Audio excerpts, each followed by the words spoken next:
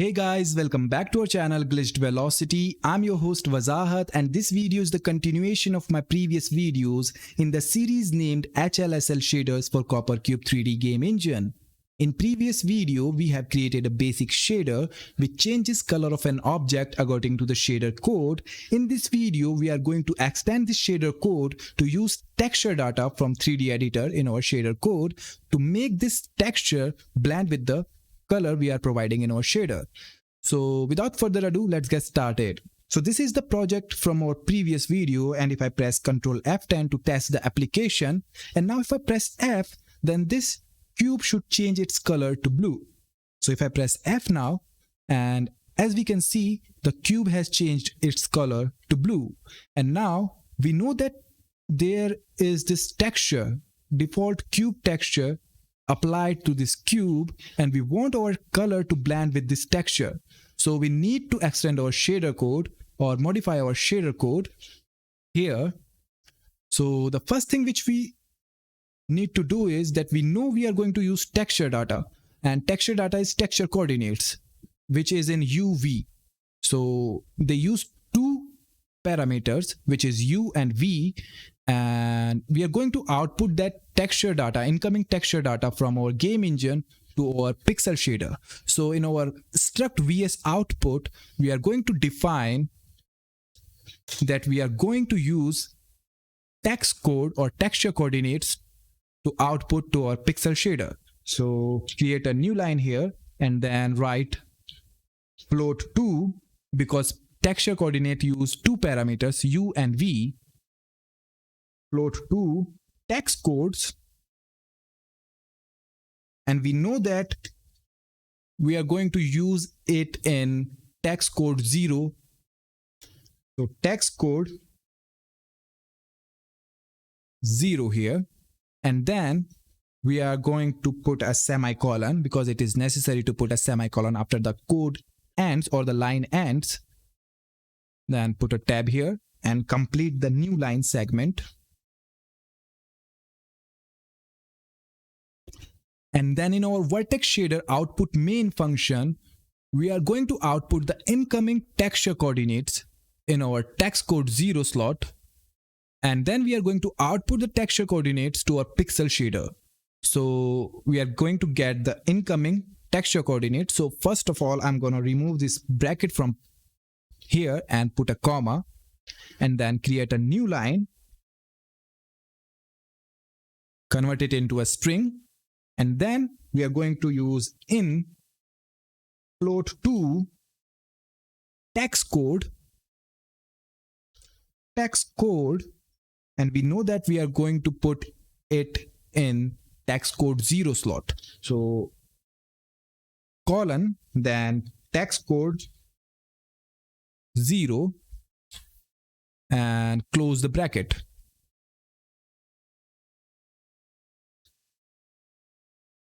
And complete the new line string segment. And then we are going to output our texture coordinates, incoming texture coordinates to our pixel shader by using output.textcode is equal to text code. So in this empty line here, I'm going to write output dot text code. This text code is the name we defined here in our struct vs output text code, and then we are outputting the incoming texture coordinate, which is also same as text code here. And then we are going to output the text code, which is our incoming text code. Put a semicolon here to complete the code. And our vertex shader part is complete. Now we are going to write the incoming texture coordinates from our vertex shader into our pixel shader or the fragment shader. So first thing we need to do is, we are not going to use or write the incoming texture data in our struct, because we are not going to output the texture coordinates to our screen, because we know that the pixel shader should output the color only. We are going to use the color data. So we are not going to do any changes in our struct here, but in our pixel shader output main function, we are going to define our incoming texture coordinates from the vertex shader. So put a comma here and then create a new line, make it a string, then define here float to text code, put a colon, and we know that it is coming from text code 0, and then close the bracket, complete the new line segment. So our main pixel shader output main function is complete, and now we are going to sample our texture data coming from the vertex shader in our pixel shader, and we are going to create a 2D texture sampler, and we are going to use the texture we are using for this cube mesh by going in our edit and delete properties, and we know that this texture slot is text 0, and this texture slot is text 1, this is text 2, this is text 3. So let me just show you by quickly putting textures here. So what we are going to do is that we know that this cube has this first texture applied, or it uses the first texture slot, so text 0. So we are going to create a sampler for this texture slot, which is text 0. So in our shader code, right below the struct pixel shader output, we are going to create a 2D texture sampler by writing sampler 2D space text 0 and then semicolon. That's it.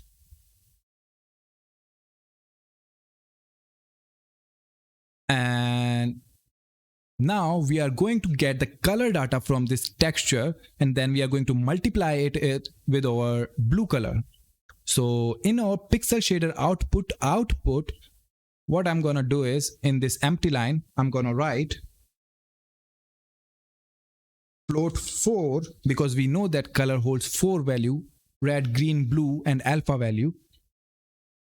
Float 4 text color, which is our texture color, you can name it whatever you want, is equal to text 2D, and then open the brackets, write text 0 here, and the incoming texture coordinates, which is text chord, and then put a semicolon here.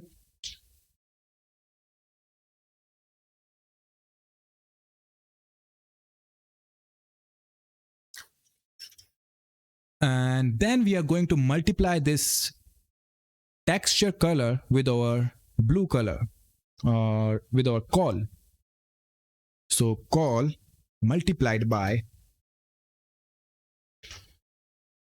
text color.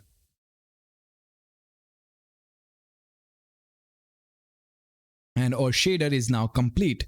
It uses the incoming texture data and then samples the 2D texture and then get the color from that 2D texture and then multiply that texture color with our blending color, so the blue color.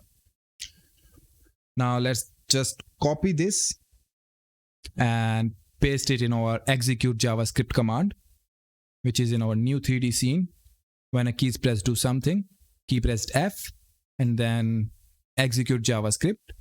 And I'm gonna remove the previous code and paste it here, the new shader code or the extended shader code which we have written just now, and click OK.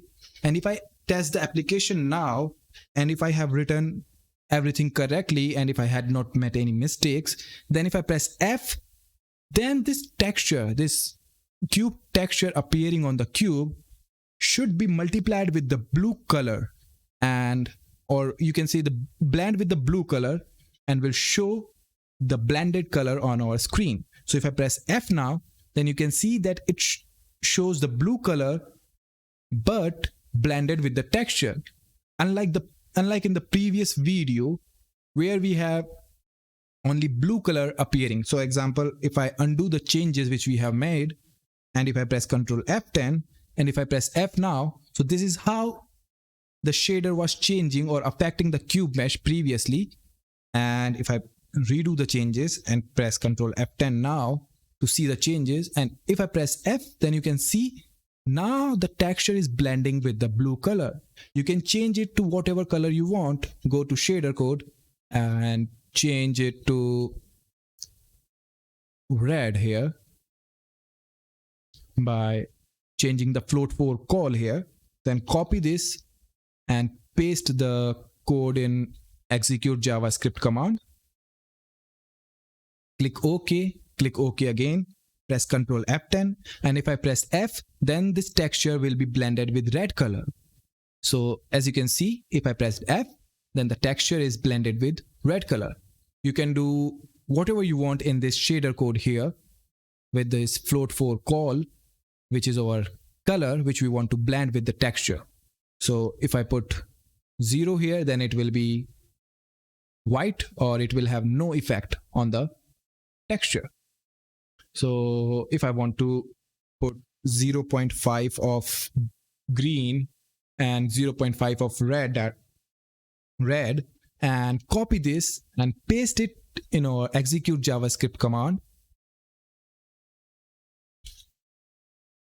And now if I test the application, then it should give me a color mixture of green and half green and half red. But it shows that there is an error. And let me just check what is the error.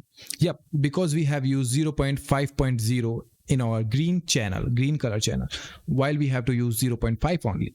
So let me just change it here. 0.5, 0.5, 0.0, 1.0. And now copy it and paste it in our execute JavaScript command here. Click OK. And if I test the application and if I press F now, then it will show half red and half green, or mixture of half red and half green color, which is yellow, something yellowish or something like that. So this is how you use texture data from the engine to your shader code by outputting the incoming texture coordinates to your pixel shader, then sampling the texture and then getting the texture color from texture using texture coordinates and the sample texture. So that's it for today's video. In the next video, we will be converting this shader into an shader action, and we are going to see how to use shader callbacks in our shader code. So I hope you liked the video. If you liked the video, then don't forget to give it a thumbs up. And if you are new to the channel, then don't forget to subscribe to the channel. Hit the bell notification icon. Bye bye. Peace out.